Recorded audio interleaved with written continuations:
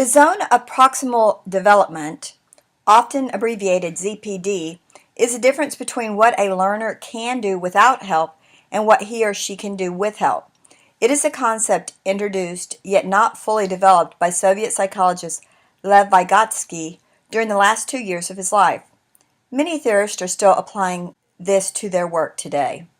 Vygotsky often quoted definition of zone of proximal development presents it as the distance between the actual developmental level as determined by independent problem solving and the level of potential development as determined through problem solving under adult guidance or in collaboration with more capable peers.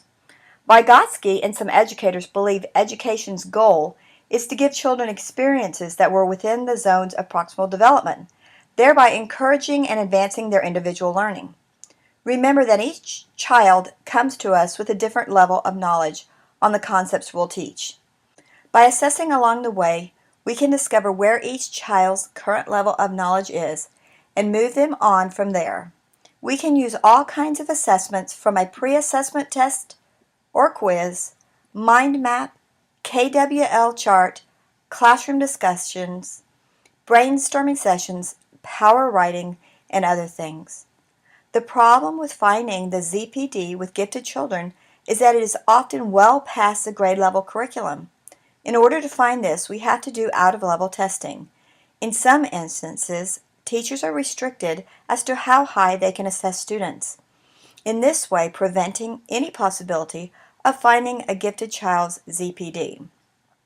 If we're not instructing children in their zone of proximal development, then we're not going to help the child reach their full potential.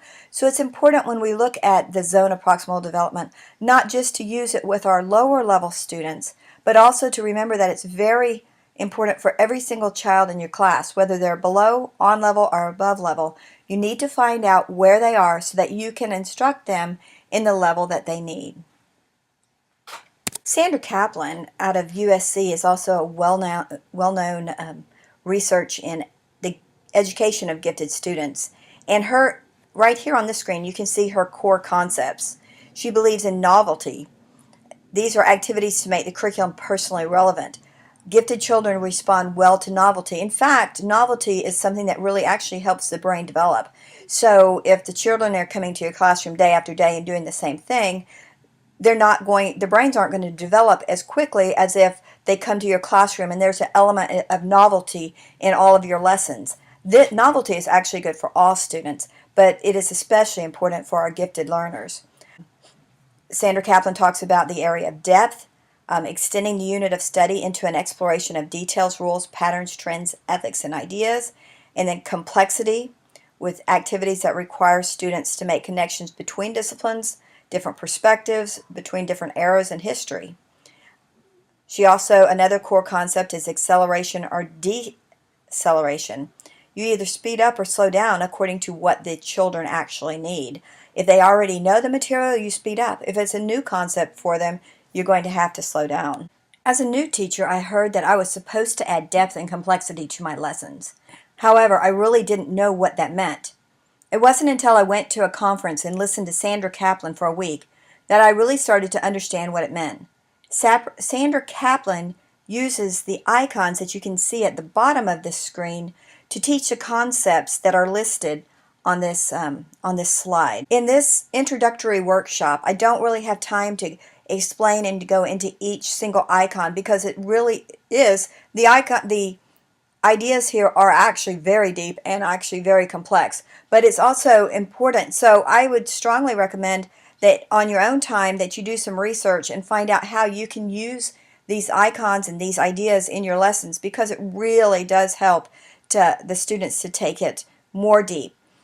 I'm going to go through these lists and just kind of briefly explain each one, and then on the next slide what we're going to see Sandra Kaplan explain how she would recommend introducing them. But again, in this short amount of time, I don't expect that you would truly understand this, but I want to introduce this because it's a great tool for adding depth and complexity. The first one that you see in the list is language of the discipline. These are the specific vocabulary that's used in the discipline that you're studying. For instance, if you're studying math, the vocabulary related to math might be addition, subtraction, multiplication, division, integers, things like that. The language of the discipline doesn't mean just words that students don't understand. It means words that are specific to the field of study that they're doing. The next one are details. What are the very important details within that field of study? This is sometimes a hard thing for students to pick out, the important details as opposed to the underlying minor details that aren't as important. The next one is looking for patterns. There's patterns everywhere in everything that we look at. There's patterns in math, obviously, that's kind of easy. But there's also patterns in literature. There's patterns in science. So what we do is we try to help the children find these patterns. I know, like, back in kindergarten, they had the A, B, A, B, A, B pattern or whatever. But this goes a lot more into depth into what are patterns. What do you see that keeps on repeating itself? The next one are trends. Trends, sometimes people get trends confused with patterns, but with a trend, you have an influencing factor. It's really a cause and effect. I take, for example, with my students when we're studying the immigration, we look at the trends in luggage across time. Back in the day, the luggage was really big and bulky, and now our luggage is much more small and more compact. And I ask the kids, why? What caused this trend? What was the cause and effect? And as we discuss it, they come to the realization that people nowadays do a lot more traveling. Back in the old days, when they traveled, they'd go for a long period of time. They needed a lot of things. But now it's nothing to hop onto a plane and take off and go somewhere for a weekend and come back. And we need our luggage to reflect that. The other thing is cost. If you go flying and you have a big bag, if it's over a certain amount, you have to pay more money. If you can get it small enough, you can carry it on, you don't pay any money. So it's a monetary thing. So it's a cause and the effect. And that's just one example. But it really does take children deeper into the lesson when you ask them to find the trends. Do they notice any trends? The next one is rules. Everything in life has rules. So when we're looking at an idea or a concept, we try to help the kids find the rules within that. There's rules in language. There's rules in literature. There's rules in math. There's rules in the political systems. And so we try to help the kids find these rules. My favorite and the gifted students' favorite icon is the icon that represents ethics, because our gifted children are about right and wrong.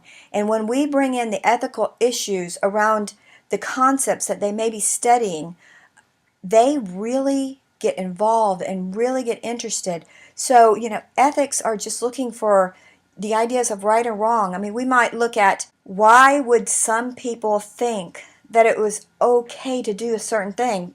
Different people have different ethical values. So when we start talking about that, it really becomes a very engaging study and very engaging conversations. The next one that you see on the list are big ideas. These are generalizations, themes, broad ideas that can be drawn from the details. So what is the big idea of the concept that you're studying? And finally, on the depth side, you see the unanswered questions. Now, unanswered questions are, with Sandra Kaplan's icons, they're actually questions that have not been answered. So a question that you could go to the internet and look up and find the answer would actually not fall into this area. An unanswered question is a question that hasn't been answered yet. And when you ask children to ask those unanswered questions, you're developing that questioning, you're developing the idea that we don't have the answers to everything. This is a great way to push children into innovations. There was an example of a young man who was at Burger King and saw the person at the counter who was having difficulty. He was a deaf person, and so the person couldn't communicate with the clerk at Burger King and trying to put the order, and the child had these unanswered questions. It's like, what could we do to help the situation? And he actually came up with a glove that when it was in certain positions, well, with the American Sign Language, when he would move the glove, it would put the letters on a screen and actually print out the information. So this innovation, this development came from an unanswered question that this child had. Unanswered questions are very important to really help kids to think. So those are the icons associated with the depth side. Now, the complexity side, we're looking at things that go across disciplines. How have these things changed over time? It's not just what they were before and what they are now, but we also want to encourage the children to say what they will be in the future. And there is so much that has changed. There's so many different things that helping the children see this change over time in whatever they're studying is very, very powerful. I mean, if we look at literature, what was okay back in those days? What is now politically incorrect? And when you start looking at that change over time, you're also starting to deal with ethics. So when we're looking at these icons, we really many times don't take things in isolation. We take them and we combine them together, put the different icons together to really explore in depth a topic. Multiple perspectives. I love multiple perspectives. Students have difficulty seeing things from other people's points of view. So this is a really key concept to teach the children. All right, from the point of view of, let's say you're studying the civil rights time, you can look at the point of view of a person who had to sit at the back of the bus. You could look at the point of view from a person who thought that they had the right to sit at the front of the bus and everybody else that was the wrong color at that time had to go to the back of the bus. So when you have the kids look at that and ask them, why do you suppose this person had this view? And then take the other side, why do you suppose this person had this view? Just to look at it from different people's points of view. This is multiple perspectives, and it's very powerful. And then the next one, it's across disciplines. So if we're studying math, how would a geologist use math? How would a weather forecaster use math? How would a historian use math? And you're looking at the concept that you're studying in all different kinds of disciplines. And a lot of times, again, people get multiple perspectives and across disciplines confused, but really they're very different because with multiple perspectives, you're looking at one issue from different people's points of view. With across disciplines, you're going to different disciplines, different fields of study. How is this used in these different fields of study? And so it creates a much more complex curriculum when you actually take these and put them together. In this next short video clip, Dr. Kaplan is going to explain how to introduce the icons to the students. One of the major questions that educators ask is how can I introduce the prompts of depth and complexity so that they have meaning for students? What I'm going to show you is a series of stages that go from simple to complex to help initiate and then help students apply the prompts of depth and complexity. I'm only going to use one prompt as an example, understanding that you can generalize from this example. The first thing that we do is we need to introduce the prompt by giving it a very definitive meaning and definition. So in this case, the prompt is ethics. And we talk about ethics. We talk about the idea that ethics really means having a dilemma, a concern, having it and being confronted by an issue. And when it's not really clear, it's not really just black or white. It has shades of gray. It arouses our speculation, our deliberation of trying to figure out what's right, what's best, what's wrong, what may be negative. After we give it a definition and using, hopefully, all kinds of SADI techniques, sheltered English, embedding the definition in the context of a sentence, giving multiple meanings in terms of synonyms and helping kids understand its meaning, the second step is to go through the process of relating it to previous experience. Boys and girls, what stories do you remember that we have read where there was a dilemma, a problem, a concern? And some student's going to say, oh, you can't have a story without a problem or a conflict. That's right. That's an ethical issue. Should Priscilla have really taken that sweater or not? In the story of Priscilla and Fidelity. But the point being that there can be no story, Cinderella, Goldilocks and the Three Bears, without some ethical issue that has a confrontation. In science, there is ethical issues. The whole idea of looking at the oil spill that we've just encountered. Does that mean that we don't drill for oil ever again? Or the kinds of ethical issues in history about territoriality and the idea of looking at how we have taken territorial rights of sometimes areas that we really don't necessarily have rights to. Okay, the third level is the application of that particular prompt in new information. So when we talk about relating it to previous knowledge, we're talking about the things we've already learned. Like I mentioned the story in our open court reader, or for example, the science that we learned about oil and oil spills in contemporary news. It's old information. But the application to new information is saying, basically today, we're going to take what we know about ethics and use it to answer this question. What are the ethical issues that the character is confronting? What are some of the ethical issues that were part of this historical event? How can we look at an ethical issue and try to resolve it? But we're doing that with information that is new to the student, related to the core, the basic, the regular curriculum. The last step is to be able to answer the question, so what does this mean to you as you look, as you work, as you live in the real world? What kind of ethical dilemmas are we confronting in terms of current events? And notice I've said current events several times now.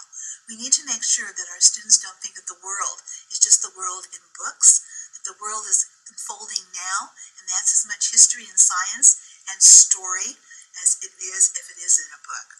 We can talk about where in the world, in their own smaller world, they're confronted by ethical issues.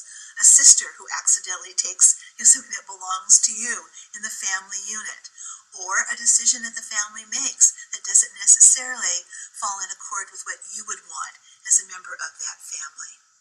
4 distinctive steps, almost like a bridge, from defining what in fact that prompt is, to relating it to the student's previous knowledge and their own world of understanding, the idea of looking at applying it to new information, and the idea of applying it to the real world. In essence, it's a scaffolding. This is the idea of providing all of those means, all of those particular strategies that help students really learn what the prompt is. The goal, the major goal, is to have students take responsibility for the usability